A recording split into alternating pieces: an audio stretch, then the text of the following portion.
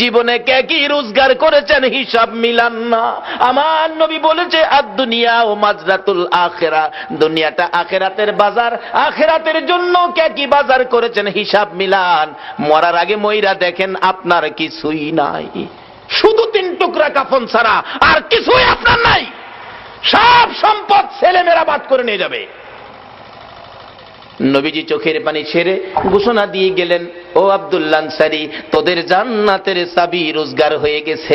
পিছে পিছে যাইতেছে নবীজির আগায়া দেওয়ার জন্য। রাস্তায় উঠে যাবে, বাড়ির সীমানা শেষ। আমার নবী দেখে ছোট্ট ছোট্ট 2টা বাচ্চা একটা খেজুর গাছের গোড়ার মধ্যে এইভাবে বাচ্চা 2টারে গাছের সাথে বাইদা রাখছে। বাচ্চাগুলো কাঁদতে কাঁদতে জামা কাপড় ভিজে গেছে। আমার নবী পাশে দাঁড়াইয়া ডাক দিলেন, ও বাচ্চারা, তোমাদের এই কষ্ট কারণটা কি? বাচ্চাগুলো কান্দে, হুজুর রাস্তা দিয়া কত মানুষ যায় গো, আমরা কেউ জিগায় না। ও বাবা মুসলমান, এটাও তোমার আদর্শ? তুমি পেট ভরে খাইলা, তোমার আশপাশি ঘরের লোকগুলো খাইলো না, তুমি খবর নিলা না, শুধু নামাজ পড়ে বাড়িতে গিয়া ঘুমাইলা। এই নামাজে আমার আল্লাহ খুশি হবে না। আমার নবীর আদর্শে ফিরে যান। ও বাবারা, বাইরা শেষ পর্যায়ে এসে গেছি। নবী ডাকে, ও বাবারা, তোমাদের কি দুঃখ? হুজুর আমরা কেউ জিগায় না কেন যে আমরা এই বিপদে আছি। তোমাদের বাবার নাম কি? বাচ্চা 2টা আব্দুল্লাহ আনসারীর দিকে তাকাইয়া বলে, হুজুর আমাদের বাবা আব্দুল্লাহ আনসারী। নবী জিজ্ঞেস করে, ও আব্দুল্লাহ আনসারী, তোর বাচ্চাগুলোর এত কষ্ট, এত বিপদ, হাত বাঁধা ব্যাপারটা কি? আব্দুল্লাহ আনসারী শুধু কান্দে, কোনো কথা কয় না। আবার নবী জিজ্ঞেস করেন, ও বাচ্চারা, তোমাদের এই কষ্ট কেন, হাত বাঁধা কেন, বিপদ কেন? বাচ্চাগুলো কান্দে আর বলে, হুজুর আমার বাবা আব্দুল্লাহ আনসারী এত গরিব মানুষ, আজকে 6-7 দিন পার হয়ে গেছে গো নবী, আমাদের চুলায় আগুন জ্বলে না, না খাইয়া থাকতে থাকতে আমরা 2টা বাচ্চা পেটের খিদা সহ্য করতে পারি না গো নবী। 7 দিন যার চুলায় আগুন জ্বলে না, তারা আমার নবীর কথা মানে, এক ওয়াক্ত নামাজ ছাড়ে না। যেই নবীর সুপারিশ ব্যতীত কেউ জান্নাতে যাইতে পারবেন না, বলুন এই নবীর আদর্শে যাওয়া আমাদের দরকার আছে কিনা? আমার নবী নিজেও চোখের পানি ছেড়ে দিলেন, দেরি করলেন না, দৌড়ে যাইয়া মসজিদে নববীর বারিন্দায়। আজকে শুনলাম সালেহ সাহেব বললেন, হুজুর আমার মসজিদের বারিন্দা নাই। ও বাউনির ভাইয়েরা, ভাবারা, মসজিদের বারিন্দায় আমার নবী, বারিন্দাকে নবী নিজেও ব্যবহার করতেন দেশের কাজে, শান্তির জন্য, মানুষের মুক্তির জন্য, হেদায়েতের জন্য।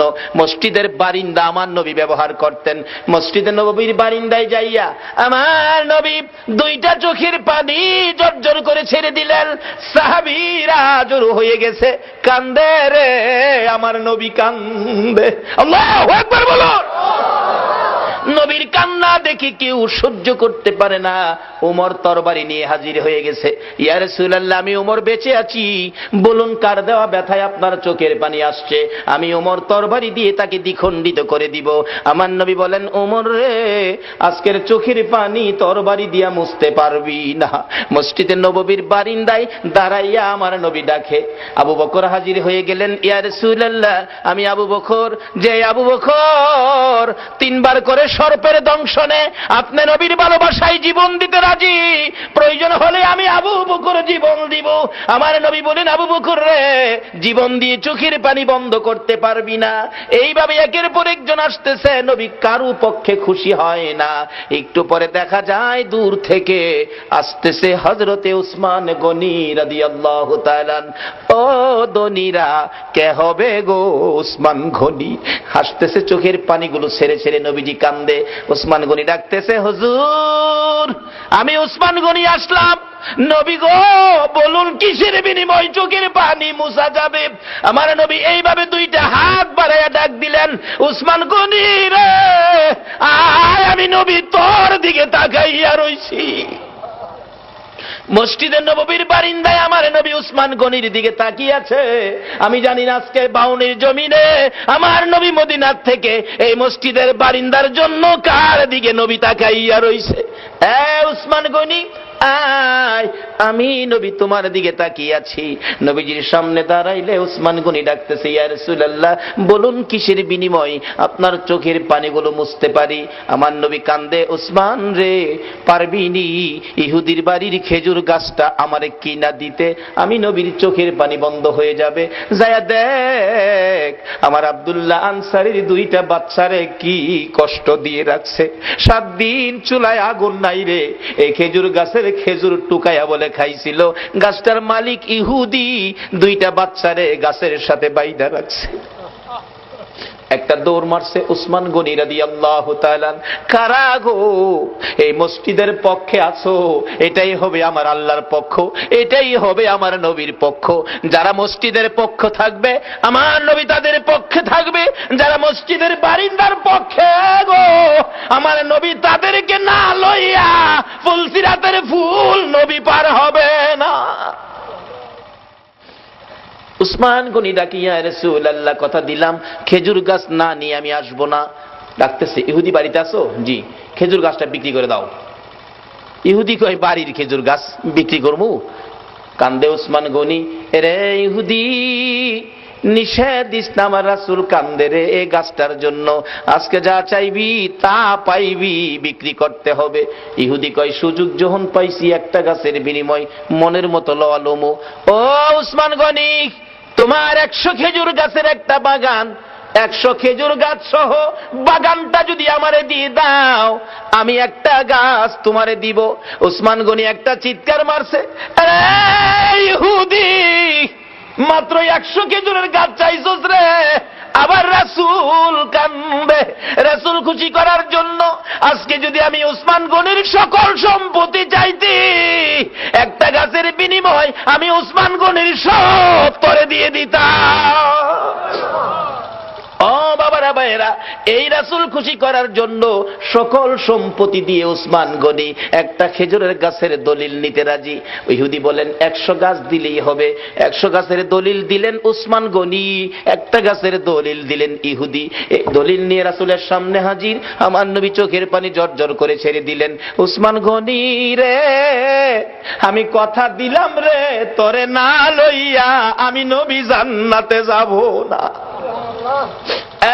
বাবারা ভাইয়েরা, এই নবীর কথা কার কাছে ভালো লাগে? কে নবীর পক্ষে থাকতে রাজি? মসজিদ আল্লাহ খুশির ঘর, মসজিদ আল্লাহ পাওয়ার ঘর, মসজিদ জান্নাত পাওয়ার ঘর, মসজিদ গুনাহ মাফের ঘর।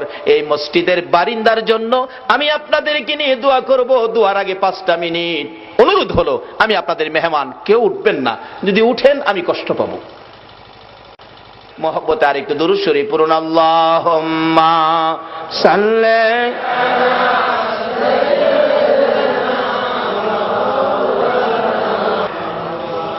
ওয়ালা আলি সাইয়্যিদিনা মাওলানা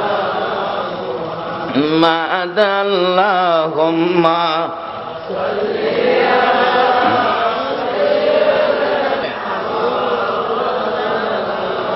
মুহাম্মদ ওয়ালা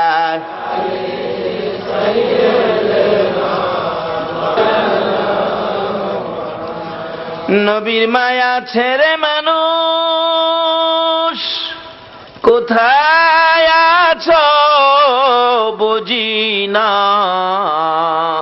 তোমার মায়ায় কান্দে নবী, তোমার মায়ায় কান্দে নবী, শুয়ে সোনার মদিনা।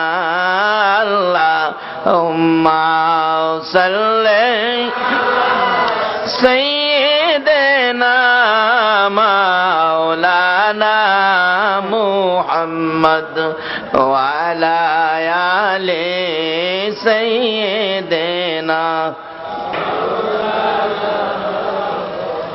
بلغ العلا بكماله কাশাফাত দুজা বিজামালিহি হাসনাত জামিউ খিসালিহি সাল্লু আলাইহি ওয়া আলিহি। আসুন দোয়া করি, আস্তাগফিরুল্লাহ রাব্বি মিন কুল্লি যামবিন ওয়া আতুবু ইলাইহি লা হাওলা ওয়ালা কুওয়াতা ইল্লা বিল্লাহিল আলিয়্যিল আযীম। আসুন দোয়া করি, দোয়ায় শরীক হন সকলে। আল্লাহুম্মা আমিন, আল্লাহুম্মা আমিন।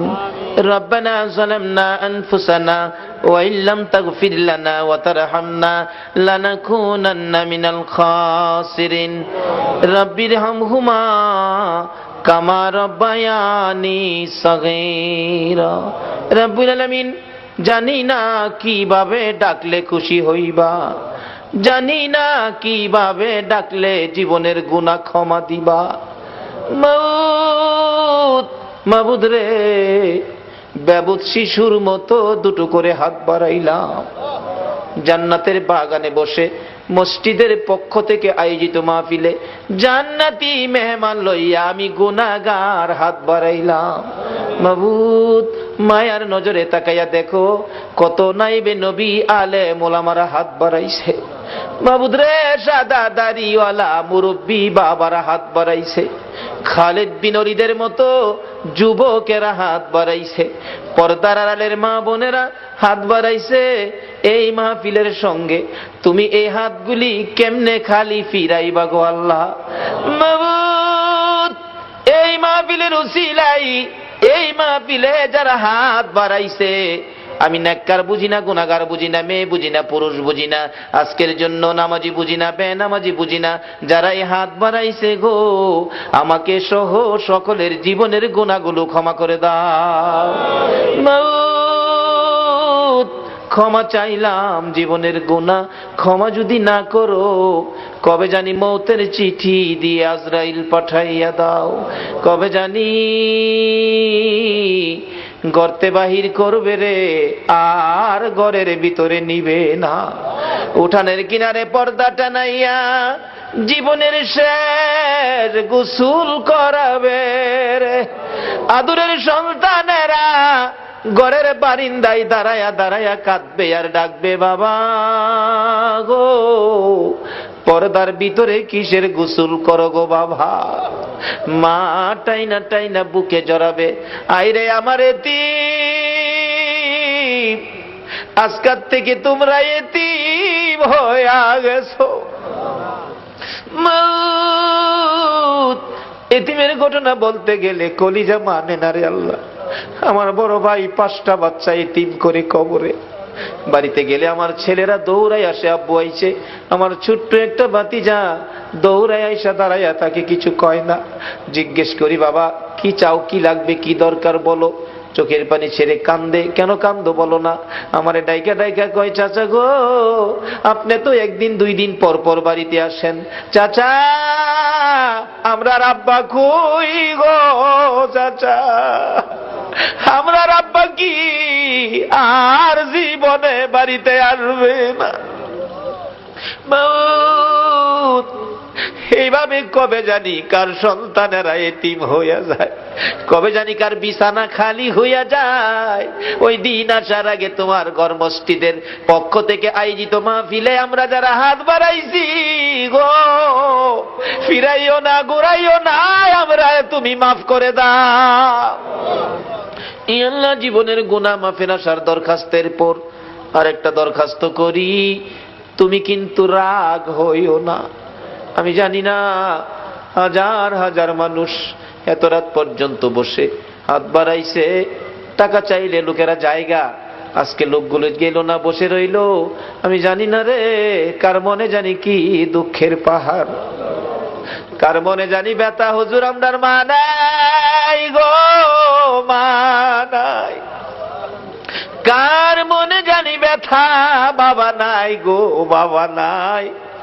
যেই বাবা মাতার গাম পাতাই ফালাইয়া রোজগার করে মানুষ করেছে গো, যেই বাবা জমি জামা সই সম্পদ জুড়াইয়া আজকে বাবা দুনিয়ায় নাই। হুজুর, বাবা কত আদর করতো গো, শেষ বয়সেও বাবা বাজারে গেলে জগ ভর্তি দুধ কিনতো, 2 কান্দা 3 কান্দা কলা লইতো, আমের সিজনে 15 কেজি 20 কেজি আম লইতো। বাবা হাঁটতে পারে না, তারপরও দুধ কিনা আম কিনা কলা কিনা বন্ধ করে না। লোকেরা জিগায় বুড়া বয়সে এই পূজা কার জন্য বইতাছো, নিজের জান চলে না কেন এইগুলি লইছো? বাবা একটা চোখের পানি ছেড়ে দিয়ে চিৎকার মারছে, বন্ধুরা রে কার জন্য লইছি শুনো রে, আমার আদরের ছেলে মেয়েগুলো দুধ আর কলা ছাড়া ভাত খায় না রে। দুধ কলা যেই বাবা খাওয়াইতো গো, এই বাবা কার জানি খবরে রে আল্লাহ, ওই মা জানি কার খবরে গো। মার কুলে থাইকা মার কুলে কত পসরা পায়খানা করছি, অন্য মহিলারা নাকে কাপড় দিত, তোমার আমার মা জীবনে কোনদিন নাকে কাপড় দেয় নাই। মা সন্তানেরা যদি কোথাও যাইতো, রাত্র 12টা 1টাও যদি বাজছে, সারা গ্রামের ঘরের দরজা বন্ধ হয়েছে, মা দরদি দরজাটা খুইলা বিনাইয়া বিনাইয়া কাঁদছে। একটা গাছের পাতা যদি পড়ছে, একটু আওয়াজ যদি হইছে, মা 2 কদম সামনে গিয়া একটা চিৎকার মারছে, বাবা আইসনি, আমি তোমার মা দাঁড়াইয়া রইছি। বাবারে বাড়ির দিকে তাকাইয়া দেখো, এই দরজা জানি কার বন্ধ হইয়া গেছে। এই মারে কবরে শুয়াইয়া, বাবারে কবরে শুয়াইয়া চোখের পানি কার জন্য রাখছো? মাহমুদ রে, মায়ের অভাবী ছেলেরা কি করে? এতদিন তো শুধু বলতাম, এখন তো নিজেও মার অভাবী। একটা মায়ের অভাবী ছেলে বিদেশ থাকে, সপ্তাহ সপ্তাহ টেলিফোন করে, মা মা তুমি কেমন আছো আমারে জানাইও। মা কই বাবা বিদেশ গেছো টাকার জন্য, সপ্তাহ সপ্তাহ টেলিফোন করে টাকা নষ্ট করলে কেমনে হইব? টাকা চিনো রে বাবা, টাকা চিনো। ছেলেটা টেলিফোন করে বলতেছে, মা মা গো আমারে বাধা দিও না গো মা, আমি টাকা চিনি না, আমি চিনি আমার দরদি মা। সপ্তাহ সপ্তাহ টেলিফোন, হঠাৎ করে মা স্ট্রোক করে মারা গেছে। এলাকার লোকজন কয়, ছেলেটারে মৃত্যুর খবরটা দিও না, দিলে আত্মহত্যা করবে। 1 দিন 1 রাত, 2 দিন 2 রাত, 3 দিন 3 রাত, যেদিন পার হয়ে যায়, ওই বিদেশের মাটির থেকে ছেলে স্বপ্নে দেখে মা ডাকতেছে, রে মন্নান টেলিফোন কার কাছে করবি রে?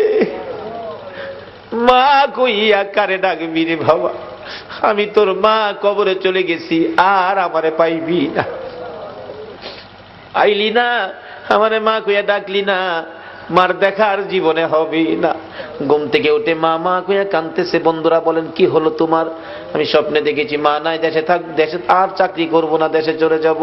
সকালবেলা টেলিফোন করছে, বড় ভাই টেলিফোন ধরে, মন্নান সপ্তাহ হইলে টেলিফোন করবি, আজকে কেন টেলিফোন করলি?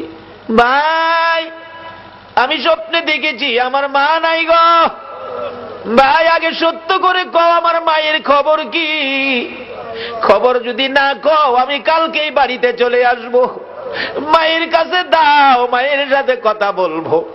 মার কাছে যদি টেলিফোন না দাও, আমি কিন্তু কালকে বাড়িতে চলে আসব। বড় ভাই টেলিফোন ফালাইয়া একটা দৌড় মাইরা মায়ের খবরের পাশে, মা মা গো তোমার পাগল খবর পাইছে গো, কালকে বলে বাড়িতে আইব। বড় ভাই সকালবেলা মাইক্রো ভাড়া করেছে, বুড়া বাবা পিছে পিছে ডাকতেছে, আমারে সঙ্গী করি লইয়া যা রে, মায়ের পাগল রে কে থামাইব। বুড়া বাবা সহ এয়ারপোর্টের গেটে বসে আছে। একটু পরে দেখা যায় মায়ের পাগল লইয়া বিমান আইসা পড়ছে। বুড়া বাবা গেটে দাঁড়ায়া দাঁড়ায়া কান্দে, মামুদ আমার মন্নানরা আমি কি দিয়া বুঝাইব?